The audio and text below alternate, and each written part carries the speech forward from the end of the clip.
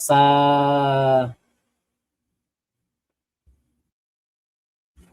okay, puntahan na natin tong si MG. Okay.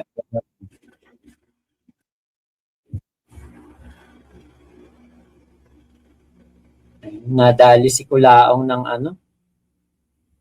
Nadali si Kulaong ng ano yun, no? Mochi Mochi Cafe. Mochi Mochi. Diba?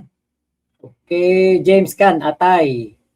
Okay, OFW dito sa Japan, boss, kahit hapon napipikon dyan sa galawan niya kahit di naiintindihan sabi. Puchal, tindi, no? Biro mo hapon napikon pa, hindi naiintindihan sinasabi ni Kulaong. Maridulay, Mac, pwede nyo po ba sabihin kay FLM na mag-travel vlog na lang siya, nakakaumay pa ulit-ulit. Mag-subscribe pa ako kung mag-travel vlog siya, parang Dora the Explorer din lang. Dapat cementerio vlog tour, mga ganon. Puro cementerio yung kanyang pupuntahan. Oy, nako, si Ang Didi nyo, salamat.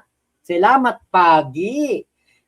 Sa Ang Didi nyo, shoutout sa inyo sa yung Lobby Dubs. Hello, nakakamiss diyan sa sa Malaysia, sa Kotaraya. Shoutout sa iyo, Ang Didi nyo. Yan, tropa ko yan sa Malaysia. Vlogger din yan. Magkaiba man kami ng kulay sa politika, pero kita nyo, nandito sa akin pag Kulaong time. Shoutout sa iyo, Ang Didi nyo. Hello. Mixed content, Jeddah. Ramdam niya yung nalalapit na warrant ni Kulaong, kaya kunwari mag-humanitarian. Tapos pag di matuloy, isisisi niya kay MG. Pwede. Oo, ganun nga. Okay, Kuya Henry, nabasa lahat. Baka naman, like lang man tayo. Kisap mata. Boss Mac, yung pang-agrabyado ni Kulaong sa mga OFW, sana po ay mapansin ng mga senador. Sana nga. Jeff Chua, yung mga butas ba sa ilong niya, sundutan ng SIM card? Hindi po. Ng ano yan? Microchip. Ruby Lagman, hello po. Andito nyo yung nakita rin. Crap Tito, ayun, mag-travel vlog siya sa lahat ng sementeryo. Norman, The Inidoro Explorer, Balkairi, Bacon, Marcos, kailan kaya makukulong yang nako, kabayo na yan, ano-ano pinagsasabi, nag-hallucinate na kung ano-ano. Interview niya lahat ng history ng nakalibing doon sa sementeryo. Pucha, no? Ang ano niya, tawag doon yung cementerio vlog, pucha, gabi, no? Gabi niya gagawin. Sama niya si Bungo. Okay, Ramiro del Rosario, yung pagtawa ni Kulaong. Ayun, no. Elmo. Di pwede cemetery vlogger yan, hindi visible sa gabi yan. Camper van life na lang siya. Clark, yung sasakyan ni Kulaong sa Pineraria yan ginagamit eh. Totoo po. Kunwari lang yung tawa niya. Totoo po yan. Kunwari nga lang talaga. Eto na, play natin to. Like naman kayo dyan. 491, Pa-like naman po ng ating live. Ilan na ba yung like natin? Sus Mariosep, 193. 487 nanonood. I miss you. I love you too. Hindi pa nasiset up ngayon pa. Maliban sa kasalanan na walang kapatawaran, ang pamumusong sa banal na espiritu ay hindi mapapatawad na kasalanan. Walang hanggan. Hold up to. Bye-bye. Agad ako. Bubunutin ko lang ang Guzman, ayan. Spam. Ano yayabang mo? Walang ambag sa lipunan yan. Thank you sa mga nag-like. Wala, sa ulo mo, kalbo ng plaka ko. Tuloy-tuloy ka sa tunay na lalaki. Buti na lang talaga, alam nyo. Ito, real talk. Pinagpapasalamat ko. Nakapanganak na ang asawa ko nang ako'y magbalik Kulaong. Siguro yun yung naisip namin ng asawa ko. Sabi niya, nung kanina, anong isang araw, nung pumunta kami ng event, sabi niya sa akin, habang nagdadrive ako, sabi niya, buti na lang nagkulaong ka, nagbalik Kulaong ka, nakapanganak na ako. Sabi ko, bakit? Nabubuisit ako pag nakikita ko si Kulaong, baka mamaya mapaglihan ko pa yan. Sabi ko, nga, no? Putya, kung pinaglihan mo pala si Kulaong, kawawa anak natin. Magiging kamukha ni Kulaong. Buti na lang yung asawa ko, ako pinaglihan, kaya ako kamukha. Oh, hi. Are you looking for a coffee Tawa ako dito. Tawa talaga ako dito sa ginawa nila na to. or a cozy place to stay? You should try Mochi Mochi Cafe. You guys will love it there. See you soon. Alam mo yung parang feeling nila naka-jackpot sila. Diyos ko naman. Magpapa-endorse kay Kulaong. Buti sana ko si Kulaong parang si Wamos, si Kong TV, si Sir Jbin, Ivana Alawi. Diba mga ganun man lang sana. Makagago. Diba? Ganun man lang sana. Pero putya naman. Piruin nyo magpapa-endorse kay Kulaong ang isang coffee shop. Ano ba si Kulaong? Kriminal. Scammer. Diba? Paano yun? Paano bebenta ang kape ninyo kung ang mag-i-sponsor ay kriminal? Joel Bituin. Ayun. Thank you po, Kuya Joel Bituin, sa iyong pakulay. So what's up sa mga kahombre ko dyan? Makagagawa sa na naman niya pala to. At syempre mga kahombre ko, alam nyo na, today is the day kung saan finally atin ang matutunghayan ang the biggest talunan. Ang taong kalye na naghahanap ng medyas sa kanyang van. Kasi isang medyas ko. Baka na nga yung sapatos ko puti. Casper, takoy mo nga. Wala, kuha mo ko na dyan sa sapatos na puti. Dukutin mo. Tingnan mo nga dyan. Baka meron dyan na laglag lang. Kasi yung meron. Ako, kubad ko lang na sapatos eh.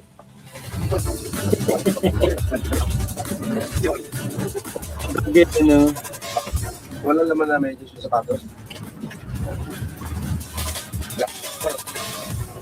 Ito pala. Ano yan? Camper van? The biggest kulao! Ang taong samlang na nga, bastos pa ang bunganga, nasabihan pa ng harapan na kulay bayag ka pala, tas walang palag, tungo lang ng tungo, tuwag ka pala, malakas ka lang sa internet, kapag ako nakita mo, kakainin mo ang dila mo at ipakain mo yan, oo! The biggest wheelchair giver? Ha? Ano yun? Na-highlight lang katarantaduhan mo. Ako, dagdal ako ng daldal, walang tumutulo ng lawa eh. Yan ang sinasabi ko sa'yo, sampalo ka, no? Tapos bigla ka na naging ganyan? Unggoy! Unggoy yan! Norman, gusgusin! Putang inang ilong yan! Palakpakan! Ang putang inang yan!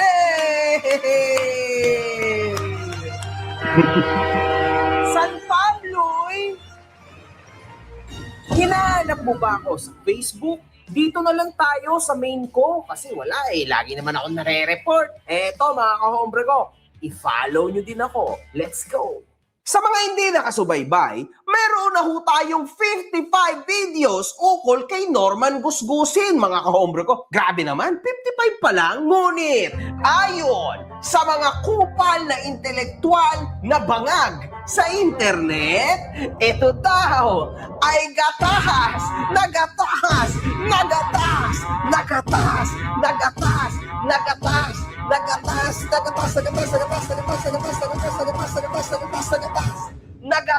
mga kahombre ko. And yes, malapit na naman ang tumataginting na millions. Pando! Gatas! Gatas! Sa last video natin, ay tinalakay natin ang sari-saring mga kahibangan ni Norman Gusgusin at pagka-guilty ho nito sa inihatol sa kanyang ulo ng Korte Suprema, mga kahombre ko. So yes, criminal ho talaga ito kasi na-guilty na eh. Oo! Ba't mukhang natataranta ka na, makabaho? Makagago. Oh, di ba? Idol, bisita ka naman sa Alicia.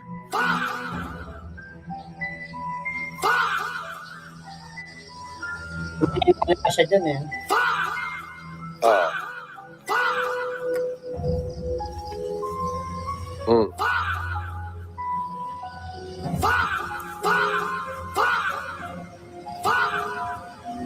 Hmm.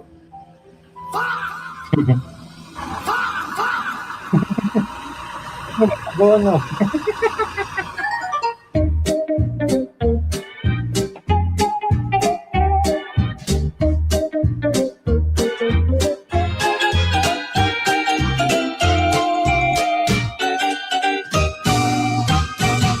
Meron hong bagong endorser daw, mga kahombre ko, na lumalapit sa pamilya de Calibre, mga kahombre ko. Napakatindi ho nito.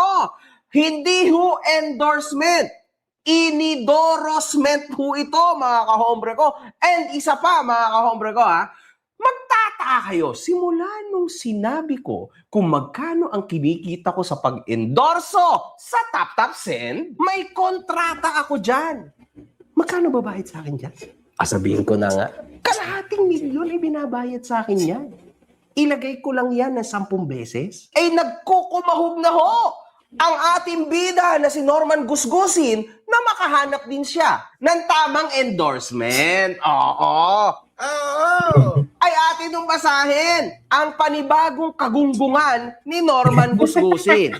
Maria Monica created the group. Yan. Hello! Marcos Antonio Francis Leo, usap daw kayo ni bahala na kayo dyan. Papa-endorso daw siya sa'yo sa cafe niya. Good afternoon. I have soon to open a cafe in Clarkfield, Pampanga. I want Mr. FLM and Sir Casper to be my endorser. Ayan, maganda ho ang storya, mga kahombre ko. Please tell to Mr. FLM, answer my message because my coffee shop soon to open. I want to talk to him about the endorsement and how much his TF for endorsing my cafe. Okay, sabi ni Monica. It's okay. Maybe they are busy. Mamaya, babasahin nila yan. Yan. Sir, hawak din po kasi ni Habi ito. At least kapag nabasa niya, maintindihan niya, nakakaintindi naman po siya ng Tagalog, but he can talk Tagalog. Ayan na po ang ating bida. Good afternoon. At syempre, ang na si Casper ay nandito na rin. Payag na payag tong bata mo, boss. Ikaw pa ba? Mr. Caliber at Team De Calibre. 180k contract per month. Ako na bahala sa'yo. Sure po. Kasi ayaw ko na magka-problema tayo kapag nag-meet up tayo, sir. Let's start with this. Ayan na ho siya, mga kahombre ko. 160,000 pesos for me. 20,000 pesos for Casper per month. Endorsement 3 times a day during my life. That is good for 6 months. If it will grow your business, then renew the contract. If within 6 months business. Ito si Kulaong paniwalang-paniwala dyan eh. Ang pinapalabas pa niya, parang alam naman daw niya yan. Na yan si Makagago yan o si Sabi yan. Na na-prank daw niya. Etong sa halip na siya yung na-prank daw niya. Etong sila Sabi daw. Pero halatang-halata namang gustong-gusto niya yung endorsement na yan. Not improve contract, finish. Ayos pala mga kahombre ko, di ba? But I want in 1 month, you will endorse my coffee shop 10 to 20 times. Usually, I endorse 50,000 pesos only for 1 day. Wow! Kailan siya nag-endorse niyan? Yun ang ano in-endorse niya? Wala naman tayong nakita in-endorse yan. Napanood niyo ba yan sa mga malalaking commercial? Napakamahal ho pala ng inyong lingkod na si Norman Gusgusin. And pwede pong mag-check-in kayo sa Midori Hotel kasi doon po ako naka-check-in at now po, andito lang ako sa kuya ko sa Blue Diamond, Pampanga. Bisita ko siya. Payag na ako dyan, araw-araw, kada live ko, endorse ko ng 3 times per live yung coffee shop. Ang sagot niya dito sa hotel, tsaka na po pag magko-contract signing na. Yan. Huwag niyo alalahanin yan, asking na lumakas. Sure, maraming pupunta dyan para magpa-picture sa akin. Yes, ano? You know, some Filipinos are looking only in money and at this time, my wife is in hotel already because I put a CCTV on his luggage that she don't know and her phone has a GPS. No worries, I'm a kind person. Sabi din ho ni Norman, my wife is Japanese. Wow! Sino naman Japanese ang sinasabi nito, mga kahombre ko? Fake lang naman yung naging kasal nila. Saka 'di ba, binababoy niya nga 'yon, tinatarantado niya nga 'yon kung ano-ano sinasabi niya na masasama doon. Tapos ngayon, aariin mo asawa mo. Ang sabi ho ni Mr. Caliber, 1 in Japan, 1 in Philippines. Wow! I don't trust my wife in this account because she is in the Philippines. Maybe her friend will chat her to ask money. That's why I get his password.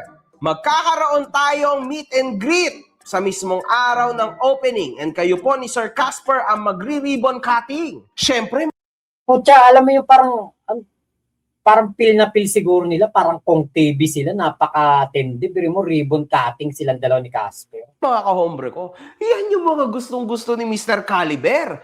Yung kahit hindi sa kanya, aangkinin niya, syempre, kapag ka nag-ribbon cut, automatic negosyo niya yon. Oo, di ba? Yan ang gusto niya. Sige, okay. I thought she offered a 180,000 each of you. Then I will see you upon the contract signing. No, but she said 180K for you and to Sir Casper. 160K for me and 20K for my staff. Total 180K per month. That is very cheap price with my status of 5 million Filipino loyalists and voters. Wow! 5 million ka dyan na Filipino. 5 million na voter. Kasi Marcos ang ginamit niya apelido. Alam nyo dito napansin ko dito, eto kahit na lokohan lang to, kahit na prank lang ito, si Kulaong ayaw niya nakikita ang kanyang staff. Tig 180K ang 'di ba? Ang ibabayad daw. Kahit na lokohan lang 'yan. 'Di ba? Pero parang matuwa ka kay Casper kasi bibigyan ng 180K din 'yun. Kung tig 180K kayo, 'di ba matuwa ka, hindi ko kontrahin mo pa. 'Di ba? Kung gusto niya lang pakitain kahit alam naman natin prank lang 'to, katarantaduhan lang 'to. Niloloko lang sila nung kachat nila. Pero kita nyo, lumitaw ang tunay na ugali ni Kulaong. Ayaw niyang bigyan ng pera si Casper na malaki. Ayaw niyang pakitain. Di ba? Kung totoo yan, pampiyansa na ni Casper yan. Filipino loyalists and voters, huwag ka nga magbura ng comments para makita nila. Nako, para ho sa mga naghahanap ng mga influencer. Wag ho yan, mga kahombre ko. Wag ho yan, mga tol. Wag ho yan, mga boss. Kasi mamalasin ang negosyo nyo. Ang tindi na ho ng history ng tao na yan. Lahat ho ng dumidikit sa tao na yan, minamalas. Real talk yan. We will have 1-year contract. And then if the coffee shop will have another branch, I will increase your TF. Okay? Yan ang sagot niya. Saturday and Sunday, no need to endorse it. Now, it should be 3 times a day during my live broadcast, except Sunday. So maybe within 1 month, become more branch, then more bonus. Napakagaling ho talagang mag-English ng tao na ito. Partida na! Graduated! At siya daw ay top-notcher sa Cambridge. Ang alay ko sa inyo ay ang aking pagtatapos. Pagtatapos ko po sa Cambridge Training College of London. Ako po ay nakakahiya naman po, ay doctorate lang naman po sa Humanities and Philosophy. Yan po ay, ako po ay nakakahiyang sabihin, ay ako po ang top notcher Top-notcher ka eh, napaka-ob-ob mo. Parehas na parehas kayo ni Casper. Oo. If that will happen, I'll give you a big bonus, Sir FLM. Okay, looking forward to it. Okay? I am traveling to Cagayan. Sorry. I slept. Oh, sige, sabihin na nga natin yung English niya na. Sleep on the car. Don't worry. I will reply as season I see a message. If I will be there personally during the grand opening, you will be amazed. My supporters will be there. What you will video? I mean, I will call video conference with you tomorrow to know who am I talking. So ito na mga kahombre ko. Tumawag na ho ang ating bida mga kahombre ko. Data lang ako, hindi ako makasagot. Hi, can we call you? Sabi, wow, galing talaga ni Monica. I'm a private person. I'm a businessman. For verification, even not the whole face, we won't take screenshots. Or you have a proof, or at least you are real. What proof do you want? Why you don't trust anyone? I'm not a scammer. I'm offering you a good business. Okay, signing contract then. Show my boss in me. Video, very simple. Grabe yung katibay ng pagmumukha ni Casper. Okay, signing contract then. Show my boss in me. Video, very simple. Aba, baka Casper yan. Tom yan. Please, proper English. It's a jokes. Ha? Baliw ka nga? Walang yaka, Casper. We don't deal to people we don't know and to people who are not sincere to us. I want a video conference so that we will know who we are dealing with. If you don't trust us, then there is no reason to trust you. Good day, I'm out. Ayan, mga kahobre ko, makikita nyo. Casper unsent a message. I'm out, Monica. Casper, out ka na. Leave ka na sa GC, Casper. Doing a quick 30-second video call. Try to introduce.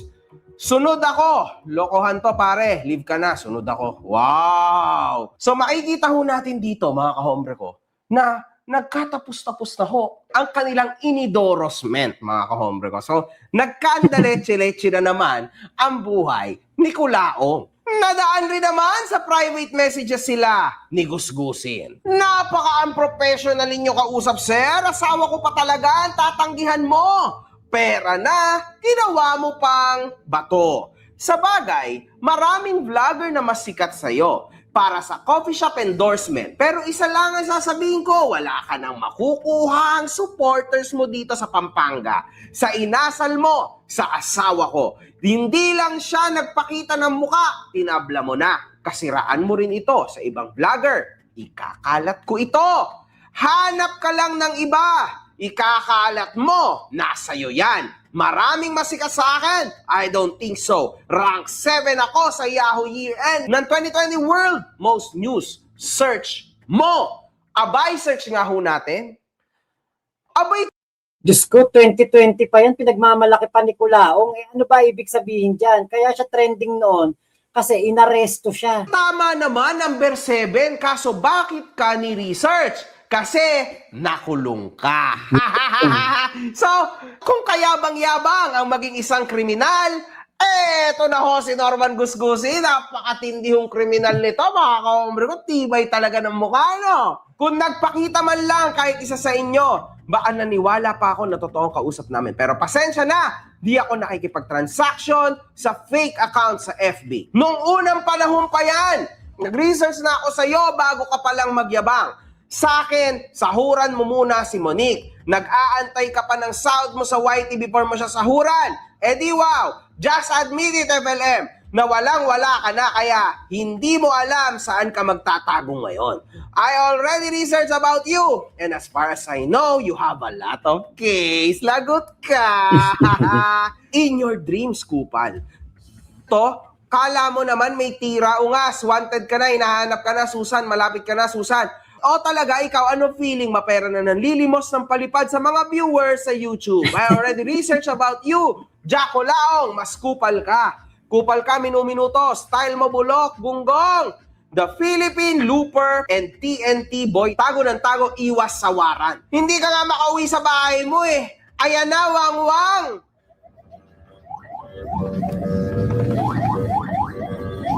Unggoy, hawak ko warrant mo. Takot ka sa wangwang, no? Hindi ka kasi maka-check-in sa Midori Hotel dahil may tinataguan ka siguro. Ngayon mismo, habang ka-text kita, pinapahanap ko ng location mo, ungas. Mura siya? Kala mo may tira. Ako may warrant, sure ka may warrant ako? Kilala mo ba ako? Siguraduhin mong kilala mo ako ha, dahil sinasabi ko sa'yo. Kulaong, hindi ako si Susan Yance na sinasabi mo, talagang tuspok ka sa akin. Ikaw, style mo bulok. Saan ka pala natulog kagabi? Sa Gerona Tarlac? Sarap mong video ha. Natatawa ako sa'yo. Trilyonaryo sa gasoline station natutulog. Tuspok ka ngayon, Jakulaong. Malay mo, meron na sumusunod sa likod mo niyan para ma-video kung nasaan ka. And to think, mga kahombre ko, na siya daw ay Diyos sa Isabela. Tanga! Panginoon ako dun! Oo! Meron bang Diyos na ganyan, mga kahombre ko? Di ba? Wala! Sinungaling ho yan. Kaya kayo ay mag-iingat. Kasi sa bawat inilalabas ng bunganga nito, lahat ho, puros kasinungalingan. Sa dulo naman, nagmatigas rin si Gusgusin at sinabing alam niya na ito noon pa na sila food genius ito at syempre ako na naman ho, nadamay na naman ang pangalan ko. Na-prank din natin si Susan Yance. Na-prank din natin yung grupo niya, si Bakagago, Susan Yance. Akala naman nila, hindi natin alam yung mochi-mochi. Akala naman nila, hindi natin alam na sila yan. Ang tingin kasi nila, oo, nakatulad nila. Alam din naman to ni Norman Gusgusin, pero kailangan niya lang umact ng tough. Kitang-kita naman ho sa convo nila na talagang kagat na kagat ho siya. At baon na baon ho siya. Kasi ganyan hong kauto-uto si Norman Gusgusin. And at the same time, ganyan ho talaga. Kapag ang tao ay gigil na gigil sa kwarta o sa pera, talagang kakanain kahit ano na lang. Ganyan talaga mga kahombre ko, syempre. At kilalang-kilala na natin yan. Kasi sa 10 sinabi niyan, 11 puros kasinungalingan.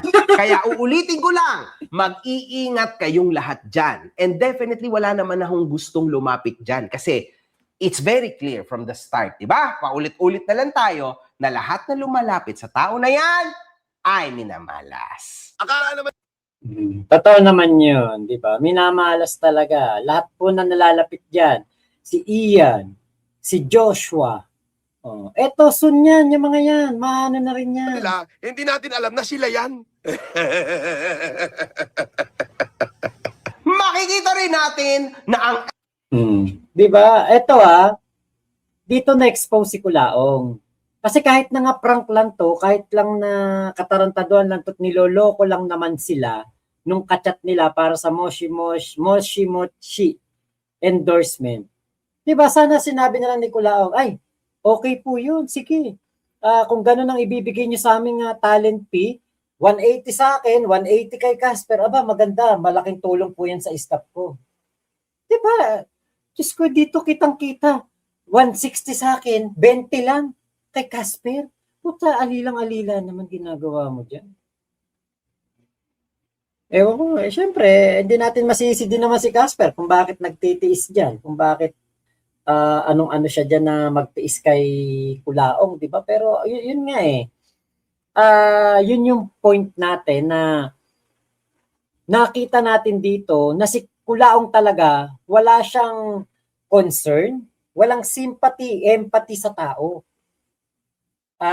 Wala siyang pakialam kay Casper.